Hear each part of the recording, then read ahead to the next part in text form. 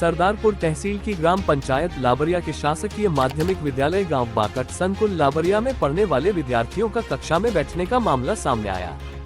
महिला कांग्रेस की जिलाध्यक्ष मैना मारू ने बताया कि जब उनके द्वारा स्कूल में जाकर बच्चों और उनको पढ़ाने वाली शिक्षिका को देखा तो कक्षा 1 से 5वीं तक के बच्चों को इस तरह स्कूल की कक्ष में पढ़ने के लिए बिठाया जाता है कि उनको भी नहीं पता कि मेरे साथ पढ़ने वाला 5वीं क्लास का है या दूसरी क्लास का।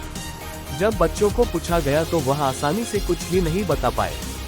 इस संबंध में कक्षा में उपस्थित महिला शिक्षिका से चर्चा की तो उन्होंने बताया कि इसी तरह से तो बैठाया जाता है बच्चों को पढ़ाने के लिए और किस तरह से बिठाए।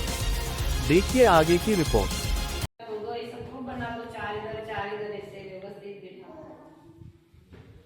ऐसे वो बैठने का तरीका भी देखो इनका, इसको नाम तो आप भी पढ़े होंगे कि नहीं, तो गलती बच्चों की आप ही कुछ नहीं, आप उनको कुछ सिखा रहे हो बैठने का तरीका या नहीं सिखा रहे हो। अनाना भी आते हैं